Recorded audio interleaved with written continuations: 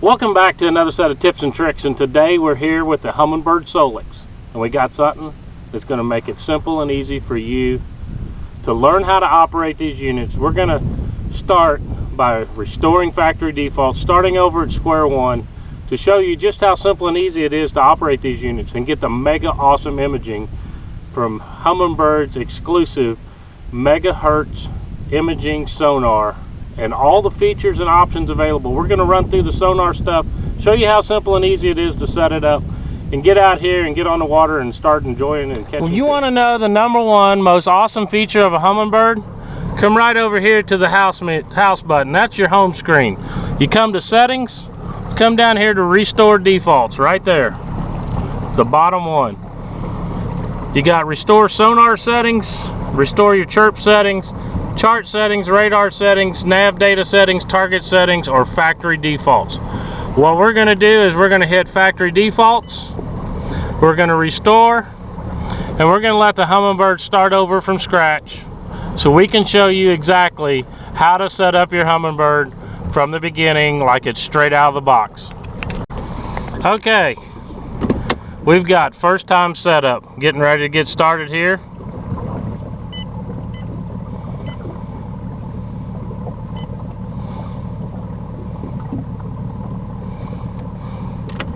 First thing we have to do is begin our manual setup.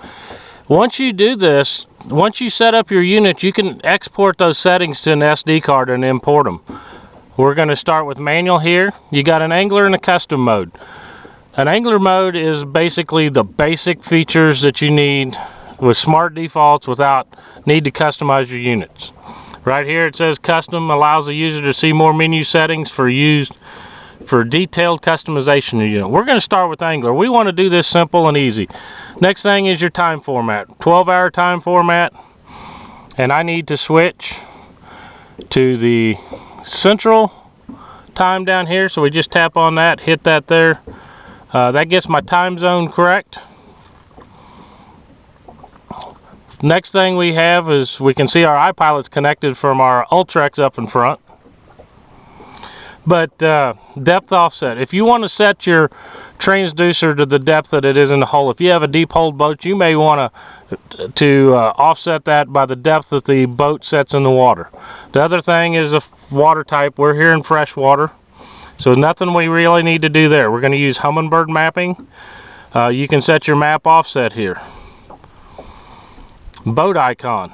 There is a multitude of different boat icons, and you can use different boat icons based on different maps. Some maps are darker, so you may lighter, so you may want to use a darker boat icon like the little black boat. We're going to jump down here and we're going to choose this boat right here because it's a little bit bigger and wider and just want to do something different. Vessel dimensions. If you're using this with GIS data and that type of stuff, you can set your safe depth, your safe beam, your safe height. That's really nothing that you need to worry about for most bass fishermen. So right now, confirm to complete setup. Bingo, we're there. So let's get started. What do we need to do first? I'm going to check something here real quick. I just want to make sure chirp sonar is on. We got our 2D, we got our medium, we got our high frequency, we got our DI chirp, we got our SI chirp. It's factory defaults. I can see this real quick. We are back to square one.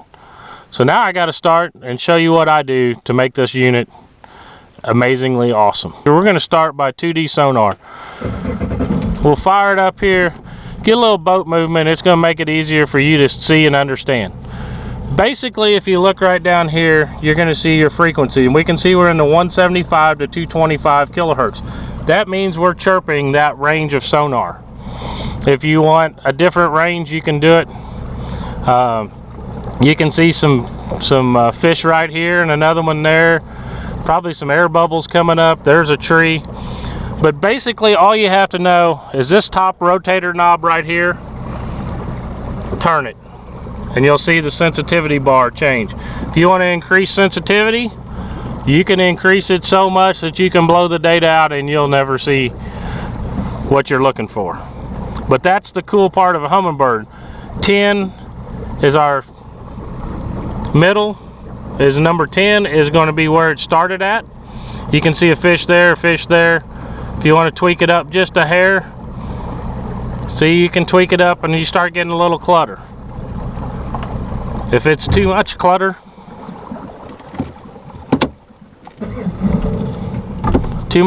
tweak it down. You can see the fish pop out a little easier.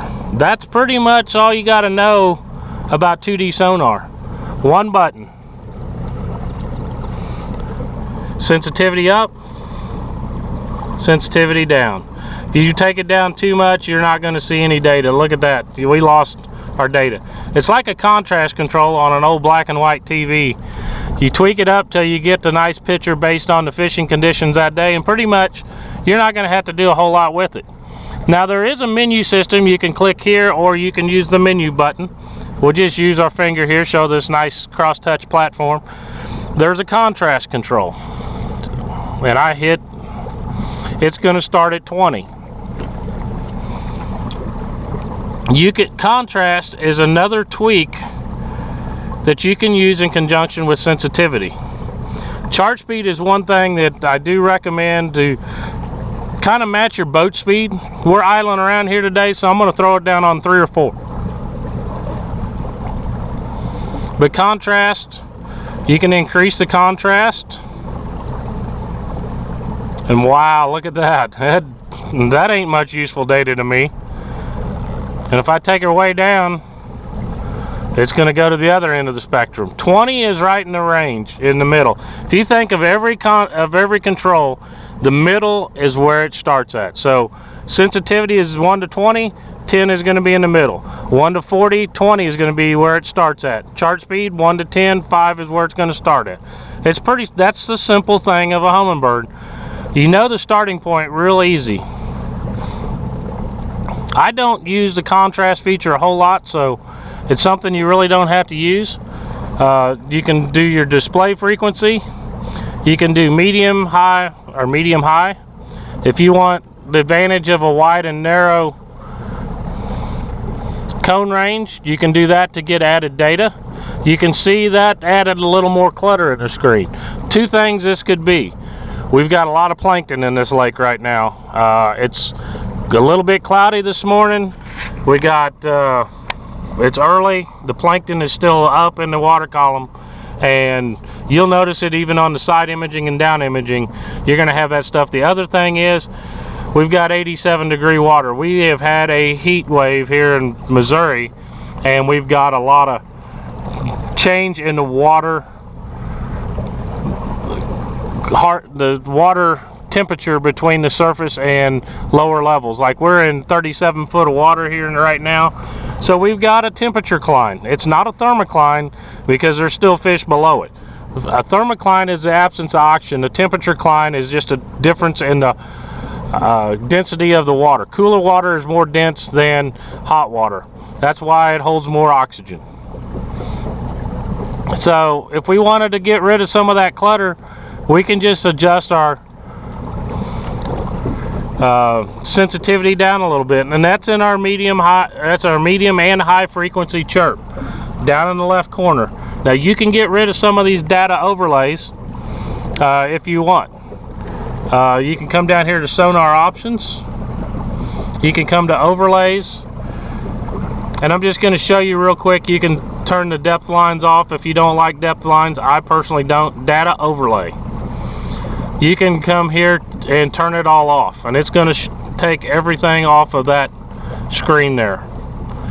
What I recommend is there's still some benefits to having some information. You don't need it all the time, and you can come in here in the overlays. We'll come to data overlay. Is you can check these boxes. I don't need time, I don't need speed, I may want temp, I don't need voltage, I don't need cursor data. That's only going to give me 2 up there, depth and temperature. Those are 2 key components in fishing. But that's pretty much all you need to know to operate your 2D sonar system. The only other thing in imaging is you've got your frequencies up here. So if I wanted to change them there, I can. This is clear mode and max mode. Clear mode is filtered data showing the most intense part of the sonar sound wave. If you want all the data, and I would say use this in over 10 foot of water, you're going to get a lot more data back. As you can see, we're already starting. Clear mode is right here, max mode is here. Now you can adjust your sensitivity, and you may want to adjust it down a little bit. You're going to see more tails on your fish, that arch tail. The other thing you're going to see is more plankton, microscopic organisms in the water, and you're going to see thermoclines better. If you're vertical fishing, this is a great choice to do because it's going to open up and show you more area of coverage, unfiltered data. Clear mode has one feature that's nice, is time variable gain. If a fish shows up at 10 foot of water a certain size, it's going to show up at 50 foot the same size as 100 foot. The Humminbird automatically adjusts the data based on the size of the fish and the depth of water of that return. The other thing is color palettes.